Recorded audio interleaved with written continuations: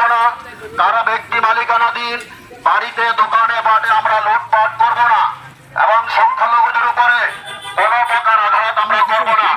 আপনাদের সহযোগিতা কামনা করছি। আহমদী ইসলামী আন্দোলন বাংলাদেশ চাঁদপুর জেলা শাখা।